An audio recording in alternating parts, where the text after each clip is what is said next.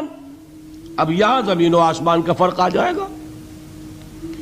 ایمان دل میں اتر جائے تو کون نہیں جانتا کہ دل میں جو بات اتر جائے وہ عمل پر ضرور اثر انداز ہوتی ہے. یہ بات سیدھی سی ہے. دل میں یقین ہو عمل اس کے مطابق ہوگا. 2 اور 2 4 کی طرح مثالیں دے دوں آپ کو. آپ کو یقین ہے آگ جلاتی ہے, آپ ہاتھ ڈالتے ہیں اس میں, کیوں؟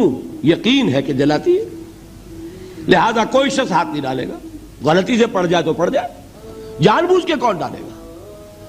اچھا, میں بلکہ یہاں تک کہا کرتا ہوں کہ یقین تو بڑی دور کی شے ہے. گمان بھی ہو, گمان, اس کا نتیجہ بھی عمل میں نکل آتا ہے.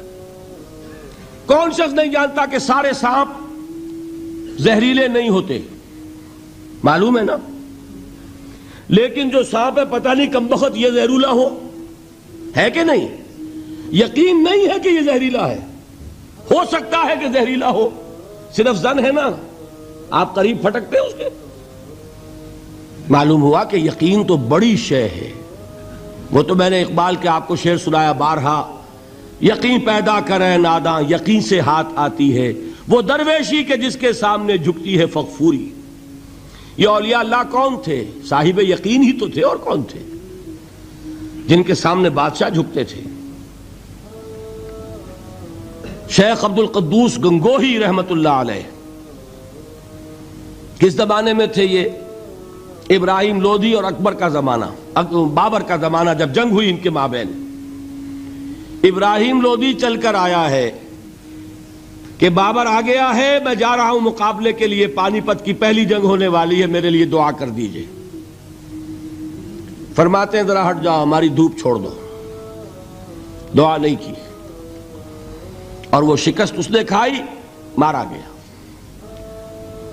ان سے بھی پہلے کی بات ہے, نظام الدین اولیاء رحمت اللہ علیہ 7 بادشاہوں کا زمانہ دیکھا ہے.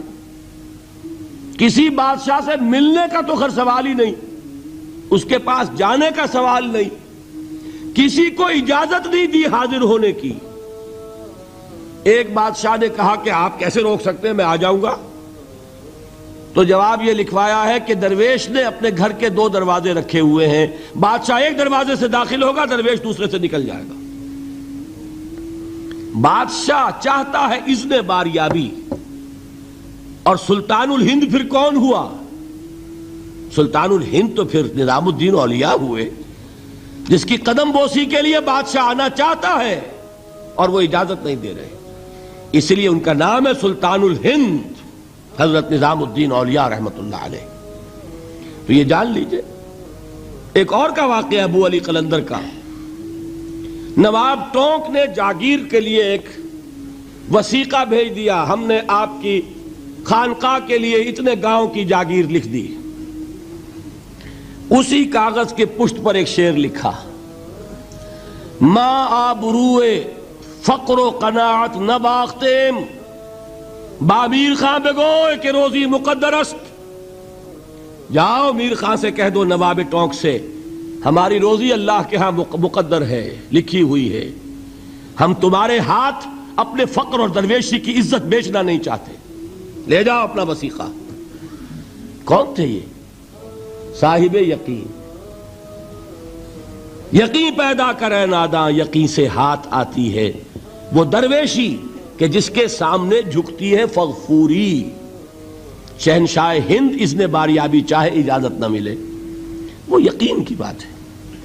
آپ سوچئے یقین پیدا ہو جائے تو کیا ہوگا. اس کی ایک شکل تو میں کل آپ کو دکھا چکا. توکل ہوگا, راضی برضا ہوں گے, خوف نہیں ہوگا, حزن نہیں ہوگا. ڈر کاہے کا؟ میرا محافظ میرا رب.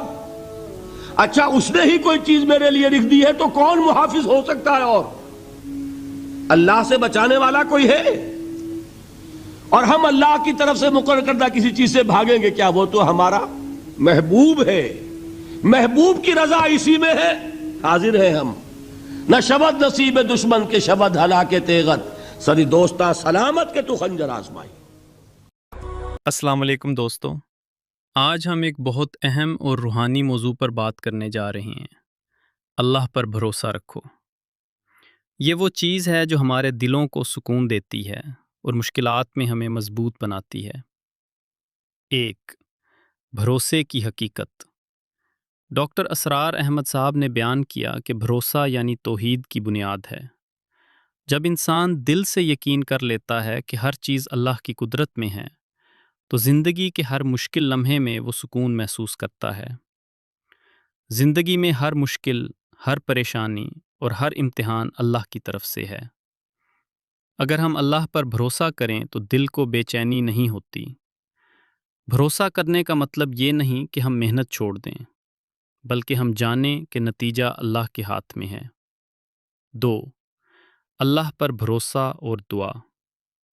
ڈاکٹر صاحب کہتے ہیں کہ اللہ پر بھروسہ اور دعا ایک دوسرے کے ساتھ جڑی ہوئی ہیں۔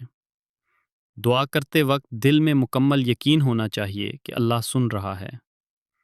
بھروسہ یہ ہے کہ ہم اپنے مسائل اللہ کے سپرد کریں اور جانیں کہ وہ بہترین فیصلہ کرے گا۔ قرآن میں اللہ فرماتا ہے وَعَلَى اللَّهِ فَلْيَتَوَكَّلِ الْمُؤْمِنُونَ، یعنی مومنوں کو چاہیے کہ وہ اللہ پر بھروسہ کریں۔ 3. دنیاوی مسائل اور بھروسہ۔ زندگی میں مشکلات آتی ہیں، جیسے کہ معاشی پریشانیاں، بیماری یا رشتوں میں مسائل۔ ڈاکٹر صاحب نے بیان کیا اگر آپ اللہ پر بھروسہ کریں تو پریشانی آپ کو دباؤ نہیں دے سکتی۔ بھروسہ دل میں سکون اور اعتماد پیدا کرتا ہے۔ مثال کے طور پر حضرت ابراہیم علیہ السلام کو دیکھیں، جنہوں نے اللہ کی طرف سے آنے والے ہر امتحان کو قبول کیا، کیونکہ ان کا بھروسہ اللہ پر مکمل تھا۔ 4. بھروسہ اور عمل۔ ڈاکٹر اسرار احمد صاحب کے مطابق بھروسہ صرف دعاؤں تک محدود نہیں ہونا چاہیے۔ ہمیں اپنی محنت اور کوششیں کرنی ہیں اور نتیجہ اللہ پر چھوڑ دینا ہے۔ بھروسہ کرنے والا انسان ہمت نہیں ہارتا، وہ ہر حال میں اللہ کے ساتھ رہتا ہے۔ 5. دل کی طاقت اور سکون۔ بھروسہ رکھنے والا دل کبھی ہلکا نہیں ہوتا، وہ ہر آزمائش میں مضبوط رہتا ہے۔ ڈاکٹر صاحب نے کہا کہ جب دل میں بھروسہ ہوتا ہے تو انسان خوف، اضطراب اور شک سے آزاد ہو جاتا ہے۔ ہر وقت یہ یاد رکھیں، اللہ ہر حال میں ہمارے ساتھ ہے۔ 6. روزمرہ زندگی میں بھروسے کی مثالیں۔ امتحان میں کامیابی کی دعا اور تیاری کے بعد اللہ پر بھروسہ رکھنا۔ مالی مشکلات میں صبر اور بھروسہ رکھنا۔ رشتوں میں دشواریوں پر اللہ پر اعتماد رکھنا۔ اختتام اور ذاتی پیغام۔ دوستوں، آج ہم نے سیکھا کہ اللہ پر بھروسہ رکھنا زندگی کو سکون، قوت اور ہمت دیتا ہے۔ یہ صرف الفاظ نہیں بلکہ دل کی حالت ہے جو ہر مشکل کو آسان بنا دیتی ہے۔ میں ہوں اذان علی، اور اگر آپ کو یہ ویڈیو پسند آئی ہو تو لائک کریں، شیئر کریں اور بیل آئیکن پر ضرور دبائیں تاکہ آپ کو ہماری اگلی ویڈیو کے اپڈیٹس ملتے رہیں۔ اللہ آپ سب کو اپنی حفاظت میں رکھے اور آپ کا بھروسہ ہمیشہ اس پر قائم رہے۔ آمین۔